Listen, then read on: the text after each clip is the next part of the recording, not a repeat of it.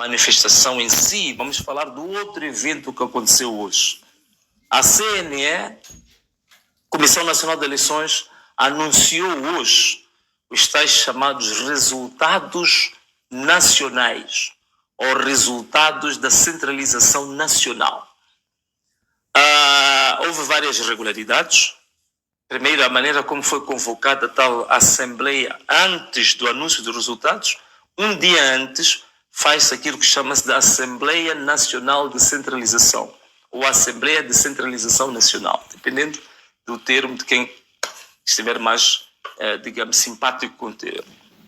Essa Assembleia, segundo a lei eleitoral, ela, em princípio, o plenário da Comissão Nacional de Eleições, ela está no mesmo espaço com os mandatários dos partidos concorrentes.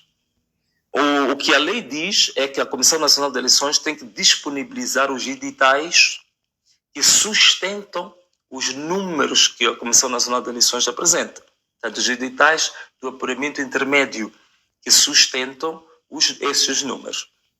Infelizmente, mais uma vez, passado 30 anos, que é a mesma coisa que eles fazem, todos os ciclos eleitorais, a CNE não apresentou nenhum edital. A CNE, pura e simplesmente, fez uma projeção numa tela, em PowerPoint, numa tabela, a dizer quanto é que o Podemos teve, quanto é que a Renamo teve, quanto é que a MDM teve, quanto é que a Frelimo teve. Editais que são bons, não apresentou. Mais uma vez. Eu, no ciclo passado, em 2019, eu era mandatário nacional, acompanhei isso, portanto é um processo que eu conheço muito bem.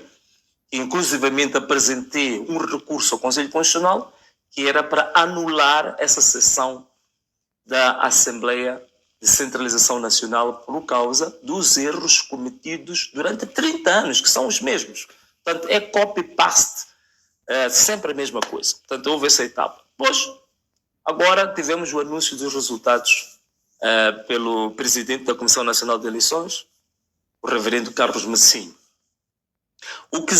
A coisa mais notável, que penso que até está a viralizar aí, para nós vermos o quão é que as pessoas são desavergonhadas, o quão é que as pessoas apresentam-se com cara deslavada, sem vergonha, o quanto é que as pessoas têm crimes vocabulares, sabe? Há crime de matar alguém, há crime de roubar, mas há crime de palavras e há crimes de falta de vergonha. Então, o presidente da Comissão Nacional de Eleições é um criminoso por falta de vergonha extrema. Então, ele chega a dizer que reconhece as irregularidades cometidas.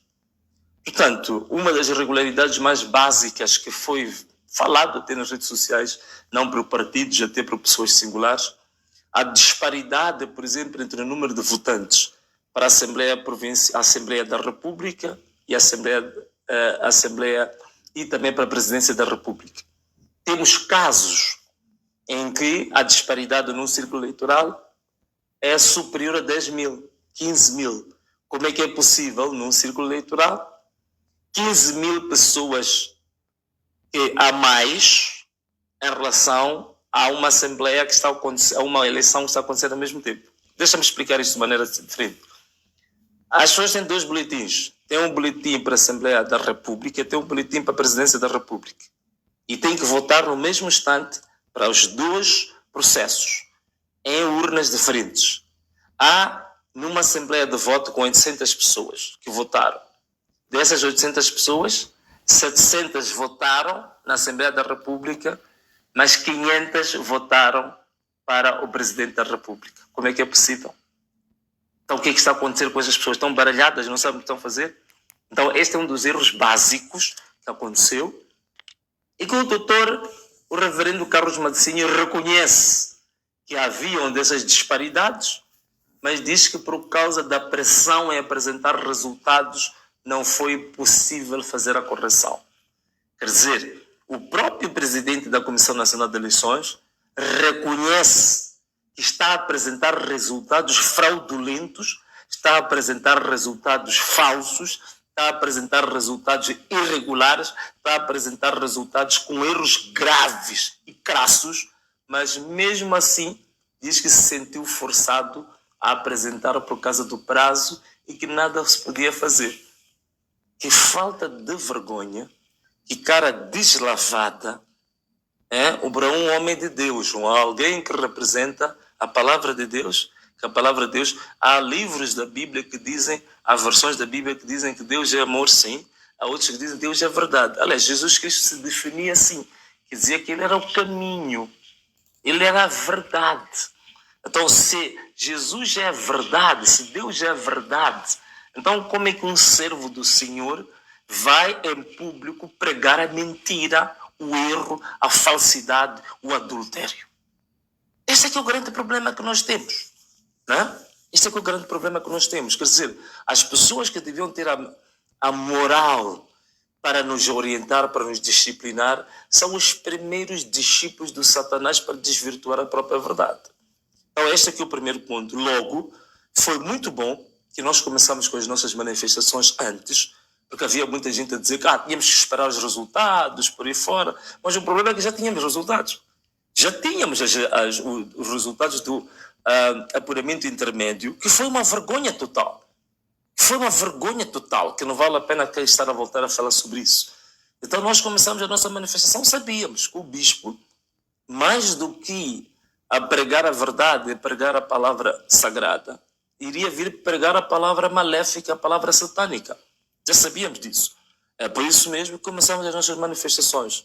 Porque durante 30 anos, o erro, o engano sempre foi a mesma coisa. Todos os ciclos eleitorais, a questão que sempre se dizia que temos que esperar os resultados, temos que esperar os órgãos eleitorais, temos que esperar os órgãos competentes, quando estes mesmos órgãos competentes são os principais atores da mentira, da fraude, da manipulação, da burla e da fraude. Então, como é que nós vamos confiar em órgãos eleitorais que eles por si só já estão adulterados? E o adultério, a falsidade, começou exatamente a partir do recenseamento eleitoral.